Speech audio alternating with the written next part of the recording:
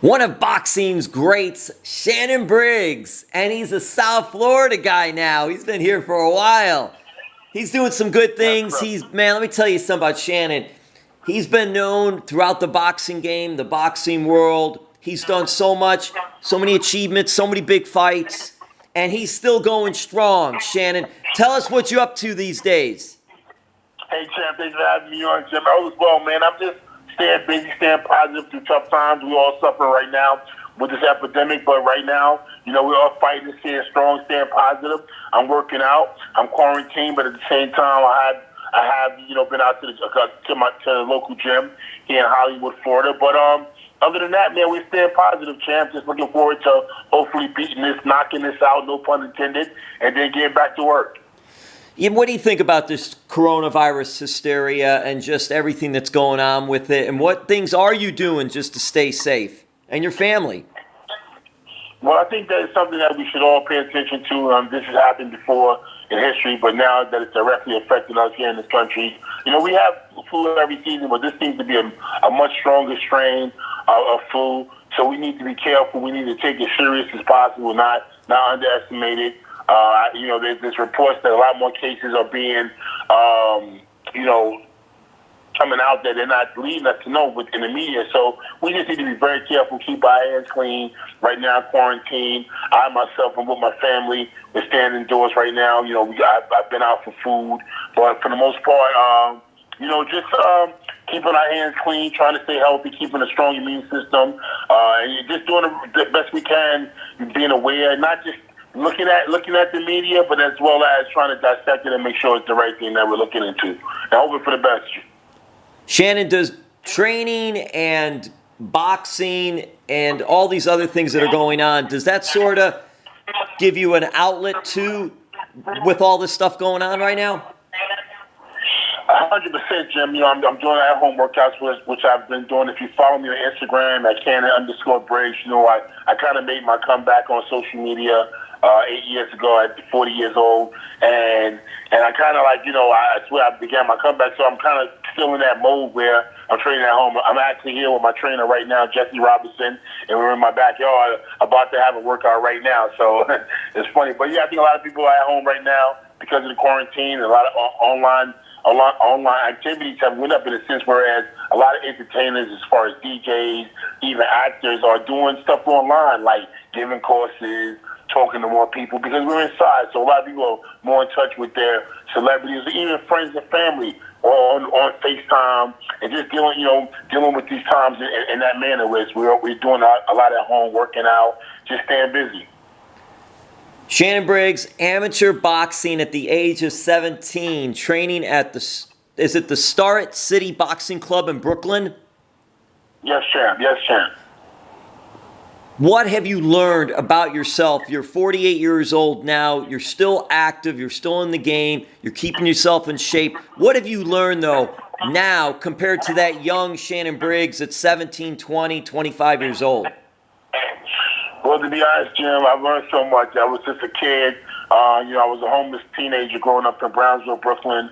My mom, unfortunately, had substance abuse problems. My stepdad who raised me, who was in and out of prison, and I was lost. And fortunately, I found Starrett City Boxing Gym, met Jimmy O'Farrell and the guys down at that gym. And as a kid, 15, 16 years old, it was a place for me to go and learn something that would change my life. Learn how to not only become a boxer, but become a man, to confront my fears, go in that ring when I didn't feel like it. I was born asthmatic, Jim. I weighed less than 2 pounds at birth, and I didn't have any brothers and sisters growing up. So life was, pretty rough for me growing up in a tough neighborhood as Brownsville with asthma. I wasn't an athlete, nothing like that. So I could have easily went into, crime and went to jail. My stepdad died in prison. My mom died on my birthday of an overdose. I could have went that route, but boxing saved me. Again, Starrett City saved me, but boxing saved me. It gave me the opportunity to become a man, to grow and learn, to learn discipline, and to have a family, to have 3 kids and a wife. So, I'm grateful for my beginnings, and I've learned so much over the years. I've done some good things, and I've had my bad times as well, ups and downs, but that's life, and I think people, understand that. I'm a regular guy who came from a place where I wasn't expected to make it, from Brownsville, Brooklyn. I followed in the footsteps of Mike Tyson and Riddick Bowe, who both from Brownsville, and I wanted to, it was a way out, and I'm grateful for that. I was able to come down to Miami at the age of 19 years old for the first time, and I fell in love with Miami. It's been my home since I was 24 years old. I've been living down here. I'm 48 now, so it's been my home. I love Miami. It's a beautiful place, and because of boxing brought me here. I wanted to be like Muhammad Ali. Muhammad Ali, he had a great career here.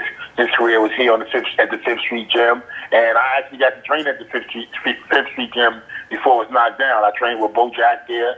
So this is what boxing took me. Getting back to your original question, boxing took me around the world. Starrett City took me around the world, so I'm very grateful for my roots. Shannon, how did you get the drive, the inspiration to try boxing? Man, Jim, I was a kid. Again, I was a homeless teenager. My life was in shambles. My mom was, in and out of psychiatric hospitals, and my stepdad was in prison, and I was just a kid on my own. I was in and out of family members' house, but you stay here a week, a day, and then people get sick of you. So I had to, find a way. But fortunately, boxing was great for me because the Starrett City became a place where I would, go sleep sometimes. And then on top of that, boxing got me to travel the world. I took my first trip out of town. I went to Virginia Beach. I took because of Shirley Fink, who I met, Lou Duva, Pernell Whitaker. So it gave me an opportunity to see something different and to get a life and to get out of Brooklyn. So, I'm grateful to that. My humble beginnings, man, got me to where I'm here in Miami with my family, a beautiful home, and look at me. I'm talking to you on the phone, champ. Let's go, champ. You mentioned Hollywood, Florida, too, as a place that you're training. Where are you training when you can't get out there and train? Well, when I can get out there and train, I've been going to the New Warriors Gym in Hollywood, Arthur Street. And it's an amazing gym, man, in Hollywood. It's an amazing gym. Some real pros in there. I call it Russia because there's a lot of Eastern European fighters in there, and they can really fight. They take a lot of pride in boxing. It's a sport that they love, and I love, and we all love. So it's a real boxing gym. A lot of pros down there, a lot of heavyweights down there. So it's a gym that I see a lot of potential as far as in the future. I think a lot of heavyweights will be coming back to Florida because the climate's great, the weather, you can train all year round. And after this epidemic, hopefully things go back to normal real soon. And we want to make Florida itself. We got the beautiful Hard Rock Hotel. Its renovation has been unbelievable. It's great. We have so many great venues down here in Florida that we want to make Florida the boxing capital, like Vegas and New York. We want to make. We firmly believe, me and my manager Scott Hersh, that Florida should be a main place for boxing. What's interesting, reading about your history, your career, and that career is continuing, that you fought George Foreman, Lennox Lewis, Ray Mercer, 3 huge names, Shannon Briggs, a huge name himself, and you got victories over George Foreman and Ray Mercer. What were some of those highlights, some of those fights for you? What did they mean to you? Oh, man, those were epic moments for me.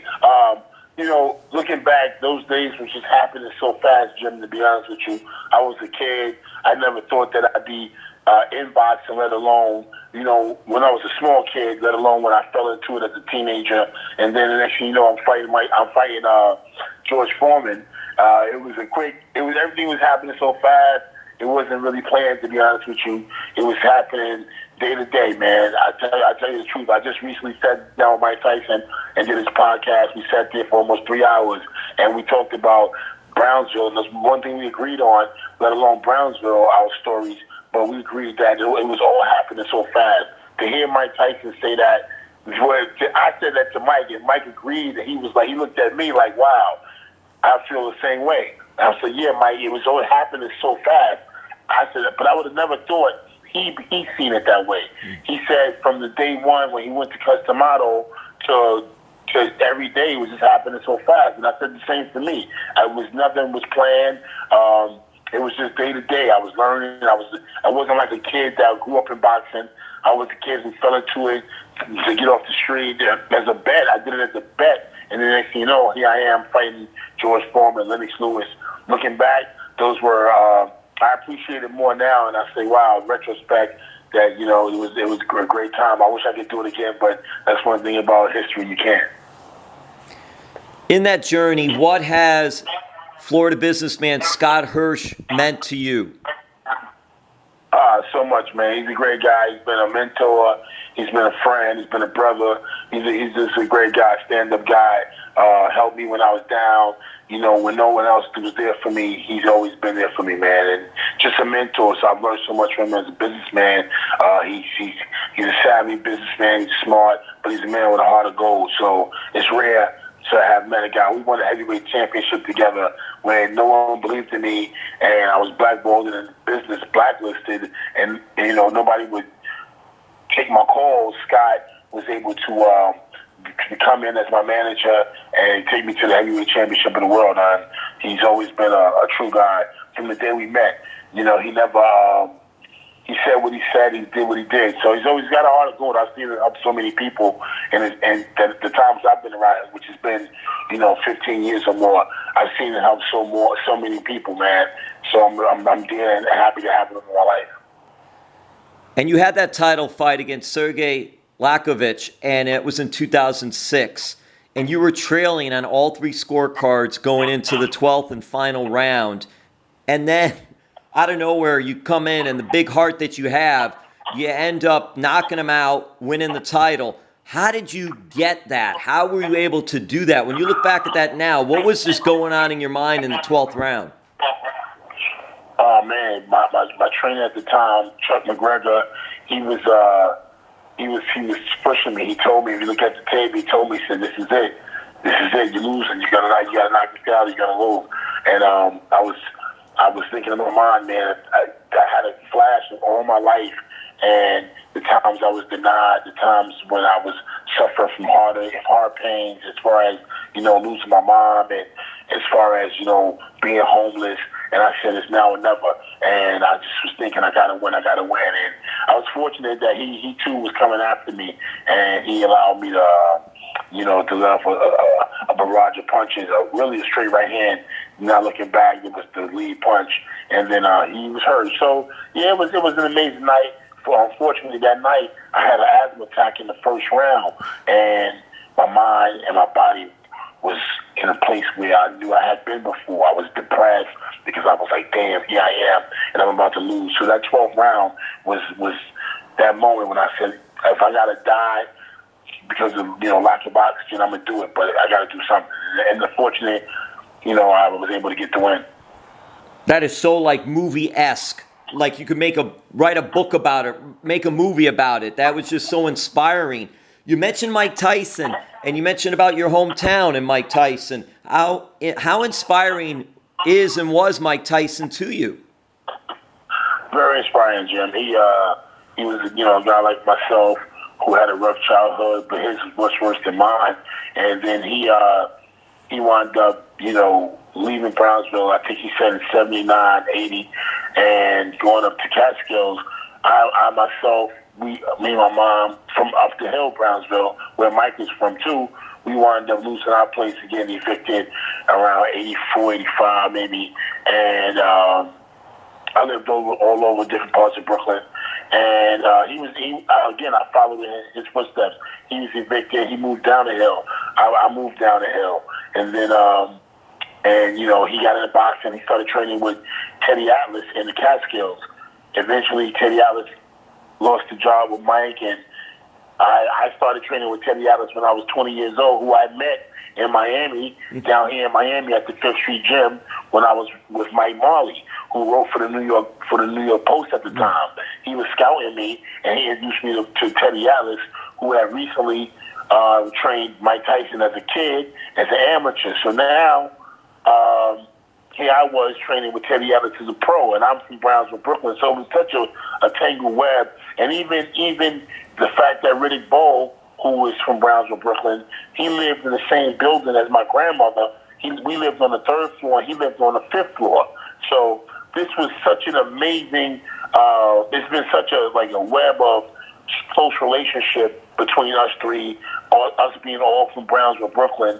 A small neighborhood in Brooklyn called Brownsville. That used to be a dump, by the way. Mike Tyson recently told me that it was the dump before it became a city, a small city, city, not borough. But again, and I say that to say we're actually working on a film about it because we believe that it's a story and shows that you can make it against all odds. And we were basically all raised by our mom. We didn't have fathers in our lives. So coming out of Brownsville to become heavyweight champions, 3 heavyweight champions from the same neighborhood, a neighborhood very small in size. I know they have a Brownsville down here in Miami as well. So I always laugh because we have a Brownsville and there's a Brownsville in New York as well. Shannon, do you think that for a boxer, that going through tough times like that helped make you a better boxer? I think, Jim, I don't know. I mean, you look at a lot of kids who just naturally talented, and then you have guys who fight for a reason. I think it does take a certain type of human being to be able to not give up against all odds, and I think sometimes that comes from people who have a reason to fight. Sometimes people who have less of a reason to fight, they have less. But then again, it could be an ego. I mean, there's people with a lot of money who great at what they do. They don't do it for the money anymore, and they keep winning. Great guys like Floyd Mayweather.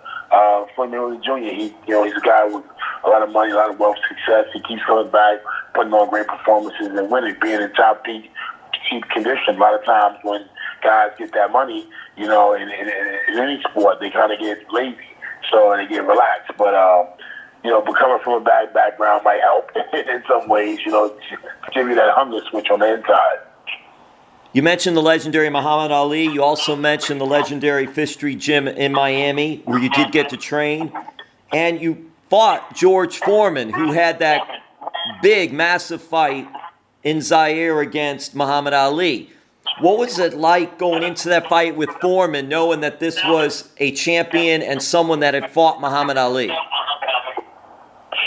Jim, it's funny because, it was all happening so fast. My mom had recently died, so it was just all happening day by day. It was nothing planned. Again, I got a call that said Foreman wanted to fight me, and I was like, yeah, right. Didn't think it would happen, and didn't really believe it was happening until the day I walked in the ring. And then I walked up the stairs. I got to the stairs, and I went up the stairs, and we got in the ring, and I remember he got in the ring, and I said to myself, oh, shit, it's really happening. I had not believed, and that I had went through the press conferences. I really believed that the fight would be called off. It was a prank. And in some ways, I was a delusional kid, man, but I trained really hard just in case. I trained really hard just in case, but it really happened. It was happening so fast, and it was an unbelievable, night for me looking back. And if I could do it again, man, I'd do it again. Shannon, what has Jessie Robinson meant to you? Jessie Robinson, that's my boy, man, sitting right here with me right now. We just sitting outside. He's a good brother, man. He's from Detroit. He's been around boxing. He came up under, he came up in the same gym as Manuel Stewart, different gyms. He's around the great fighters of Detroit and other places. So, just having a guy like him, a lot of wisdom, and you get along funny. A lot of times it's like chemistry. Sometimes you have chemistry. It's very important that you have chemistry with your trainer, and because your life is on the line. And it's funny thing about nature, the nature of human beings. When we in fight and flight mode, is when our life is in danger. When we're in that mode, fight and flight mode. So we have to. We're in that moment of fight and flight, when your life is in danger, you have to look and trust in somebody because you're looking for some advice. If you look for advice in someone that you don't trust, then you can't trust them. The good part with Jessie is I trust him. We have chemistry. If he says, do this, do that, I know you're telling me for a reason. I can believe in it. It's when you go into battle and your life is on the line, you want to go into battle with generals and people that you could trust because your life is on the line. You understand? Yes, and that's someone you need. You need someone like that in your corner too. Yeah. Someone that know how to push your buttons, motivate you, get you through when you feel like quitting, tell you not to quit. Not only tell you, but explain to you why you're not. And when you in the war, when you're in the trenches, man, the great grenades go off, man. You want to have a platoon leader or a sergeant or somebody or a comrade that can say, hey, man, this is what we need to come up with a plan. You know, we need to get up out of here or we need to attack. You don't want to get in. You don't want to be in a war and the bombs going off and you're there and the platoon leader pissed their shit his pants. You know. Shannon, in your training these days, what is on the agenda for you? What is in the future for you? I'm the champ, Shannon Briggs, 2-time heavyweight champion of the world and future heavyweight champion of the world. There's no telling what I'm gonna do. I'm unpredictable. It's unreal. You never know. I might come out every time. I never retire, but I might fight in this bare knuckle thing, knock everybody out, become the bare knuckle heavyweight champion, come back to boxing, knock everybody out, become the heavyweight champion again. My business is, take off as a businessman and be entrepreneur of the decade possibly, and be on the Fortune magazine. So you never know. Forbes. So I'm working hard, champ. I'm not giving up. That's one thing I'm not doing. I'm dreaming, champ, Jim. I got big dreams, and I'm a hard worker. And I was in poverty as a kid at some time in my life. And I'm just fighting. I'm fighting poverty, champ. That's my biggest fight. Fighting poverty and fighting for a better future for my kids and for my people. You mentioned bare knuckle fighting. That was just down here in Fort Lauderdale not too long ago. What do you think then about bare knuckle fighting? Is that something that resonates too from an amateur standpoint, fighting in the streets? How big is bare knuckle fighting these days? It's how it began. It was a time and period where people fought bare knuckles for hundreds of years, and then somebody came up with the idea of putting gloves on. The mitts because of the deaths and everything. But we live in a new time, a new era. People love excitement, adrenaline rush, so they came back to bare knuckles. It's licensed, it's legal again. It was legal for many years before there was gloves. Like I tell people, they may look back in 50 to 100 years and laugh and talk about a period in time when they used gloves. Who knows? You know what I'm saying? We don't know the future because, again, they used bare knuckle for a long time. Heavyweight champion after heavyweight champion was bare knuckle. And then they came in with gloves.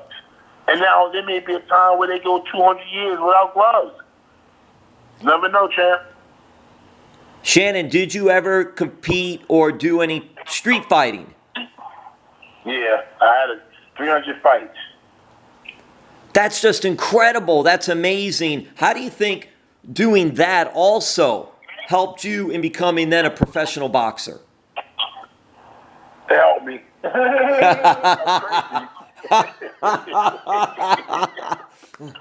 Very good, very good. All right. Hey, Shannon, couple more questions. I'm going to let you get out of here. What do you think of Tyson Fury and the heavyweight division now? Incredible man, incredible human being. I got big ears, 6'9", 6'10", some craziness. Big, but he can move like a lightweight. He got legs, he got feet. That's what makes him so dangerous. He was just a big oaf that we could just, run up on him and pound him down. Eventually he'd break down. But because he's so big and he got rhythm, I told him. I talked to him a few weeks ago on FaceTime. Sometimes I give him a call and just chat with him, or he gave me a call. He's a good brother. And we just talk. I tell him all the time, I say, you got rhythm like a black man. And he laughs, what I'm saying? That's what got him. He got some feet. He got legs. He can box. He can go forward. And he's so big. He has so much experience. He's been boxing all his life. So it's going to be hard to beat him. But I don't think he'll fight too much longer. I think hopefully he'll stick around. He himself suffers from depression.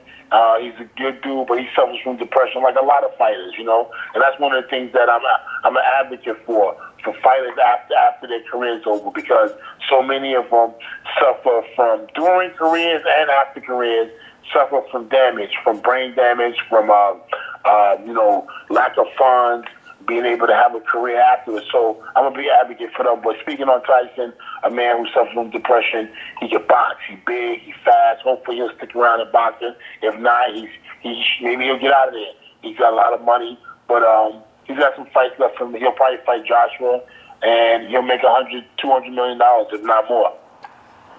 Does that excite you as to continue your boxing career when you see a fighter like that? Yeah, champ, 100%. Motivates me in so many ways. It's something to dream towards. It gives you, not everybody could become heavyweight champion. Not everybody could be in the limelight and fight against the giants. I talked to Larry Holmes years ago. Now he told me, he said, never retire. I looked at him, and I was about 44, 45. He said, never retire. Keep fighting. He fought till he was 52. I'm 48. You know what I mean? So I still want to have some fun, mix it up, knock a couple bums out, knock a couple pies out, knock a couple guys out, and then stay busy, having fun, packing small arenas here and there. Some venues right here in Florida, some great venues right here, Dania Beach, Miami Beach Convention Center, the Miami Arena, the BBT Center, all these arenas right here. We can pack them in, bring in all these people in who want to see the champ, Shannon Briggs, knock somebody out. It would be incredible to see you, whether it's boxing or bare-knuckle fighting. It's just amazing to be able to see somebody that has been a champion, not only in the ring, but in life, which is awesome. Hey, about Tyson Fury, he also tried WWE recently, the Pro Wrestling Sports Entertainment. Were you ever a WWE fan? Did you ever think about trying WWE? Yeah, I would love to fight in WWE. I grew up watching guys like Bob Backlund, Bruno Sammartino, Andre the Giant, Ric Flair. Man, I grew up watching those guys, man. The Road Warriors, NWA, WWF. I grew up on Junkyard Dog was my boy, and Tony Atlas. Tony Atlas was my boy. He's from Virginia, Tony Atlas, so my family's from Virginia, so I always felt like he was related to me in some way. But I used to tell people Tony Atlas my cousin. You know what I mean? He's my uncle or some shit. I used to lie. I would love to wrestle. Wrestling is the best form of entertainment all around the world, man. Once you made it to wrestling, you made it in life, because there's no bigger form of entertainment. Vince McMahon has coined it. He has coined it when it came to him and his family. His dad originally, they made it what it is, man. So I would love to fight, and hopefully I'll get to fight Brock Lesnar. That's the fight I want, Brock Lesnar. Me and him, we can do it in boxing or we can do it in WWE, however you want to do it. Well, if you do it in WWE, you could have Tony Atlas in your corner, and you could take the nickname Mr. USA. You could use his nickname for that. Oh, I like that, Jim, and you be my manager. That'd be good. Hey, I know you've been in Miami for many years now, you and your family. Have you met another big guy who did very well in WWE and now is doing a few other things, The Rock? That's my brother, man. Yeah, recently his dad passed, unfortunately. That was my guy. I loved his dad. His dad loved me. I spoke to Dwayne via text, and I sent my condolences, and he said in text, he said, my dad loved you, and he said, my dad loved you and told me I love you, and I said, I know. And we just chat back and forth. So I'm a fan of Dwayne. I've always been. We go way back. And, yeah, I love my boy. And rest in peace to Mr. Johnson. Let's go, champ.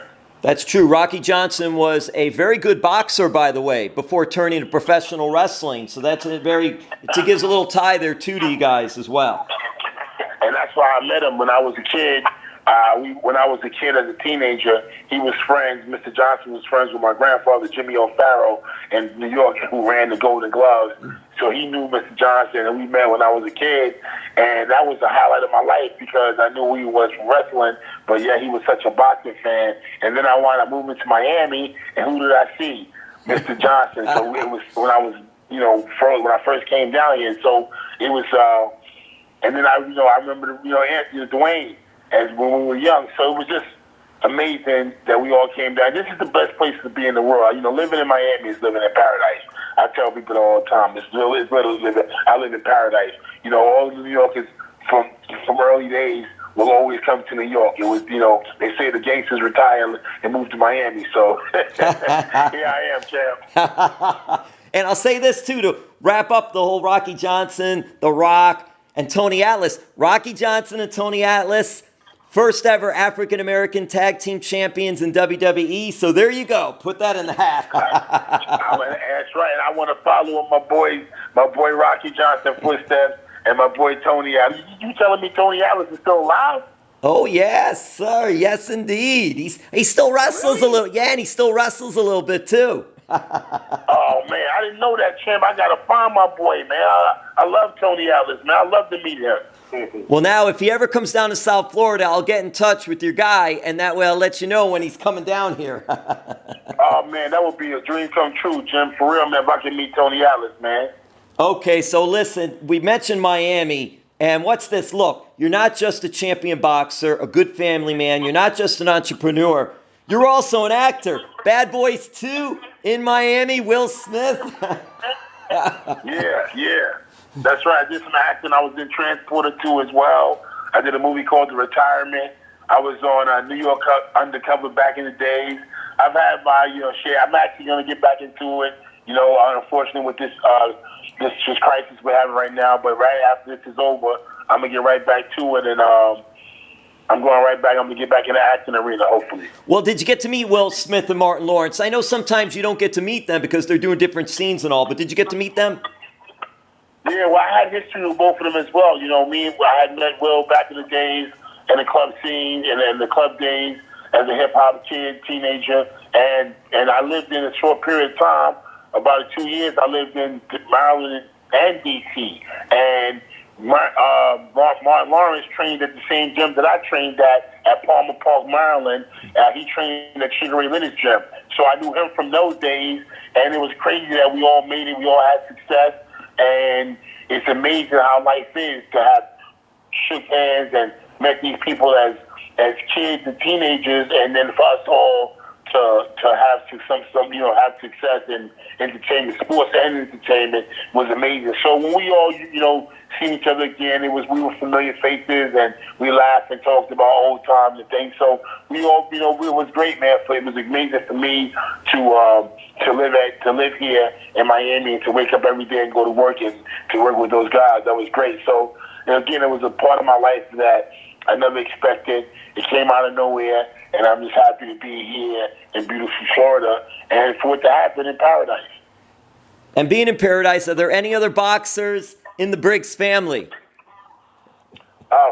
Fortunately, no.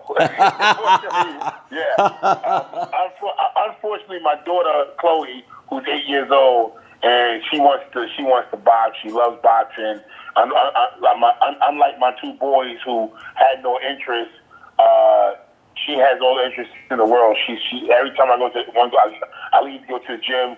She asks me if she go every day. I was like, no, not today. Because I don't want her to box, but she's the one. If I show her some punches, a combination, she goes and practices all day. She won't stop. She really wants to be a boxer. She wants to train boxing. When people ask her what she wants to do when she grows up, she says, I want to be a champion. I want to be a boxer. But hopefully she'll grow out of that. But and if she doesn't, that's okay too. There's a lot of great women boxers. Clarissa Shields, who I spoke to the other day via FaceTime. She is also a Florida resident. She's a great woman boxer. She's doing phenomenal. So hopefully my daughter, if she does, she can follow her footsteps or Layla Ali and become a champion. But I'd rather her be a nuclear scientist, to be honest with you. Well, I'll say this. As far as women in combat sports, boxing, MMA, even WWE, pro wrestling, they've made great strides. Layla Ali, Ronda Rousey, it's incredible to see how women have elevated the evolution in combat sports. 100%. I agree. I totally agree. And I'm happy to see that the world's changed. And we went from, Christy Martin, who trained with Jessie Robinson, by the way, who Jessie was her trainer and helped promote her and manage her. So yeah, it's been huge strides. Again, talking about how life goes full circle. Here I am sitting with Jessie Robinson, who had such a big stake in Christy Martin's career, and now we have a champion in Clarissa Shields, who's becoming very popular and known to the world, whereas back in the day it was unheard of when Christy was, on the scene. So it's taking huge strides, man. Well, Shannon, boxing champion, South Florida resident, thank you so much for the time. I let the floor give it to you if you want to give your social media or anything else you'd like to say to close. Oh, man, thank you, Champ Jim. I want to appreciate you for having me on, man. You're great at what you do. The people love you. I love you. I appreciate this opportunity to let me speak to the world. And I'm just looking forward to having a great 2020, us knocking out this coronavirus. The world, we sticking together, we staying strong. The people stay positive. Say to yourself, let's go, champ. You feeling down? You are the champ. Tap into the champ within. You feel me? Other than that, you can check me out on Instagram at Cannon_Briggs. That's CANNON_BRIGGS. And check out my website, ShannonBriggs.com or Let'sGoChamp.com. And check out the merch and get you a Let's Go Champ sweater, hat, socks. We got it all, champ. Let's go, champ. Thank you so much, champ. Thank you, brother. Thanks for having me on, champ.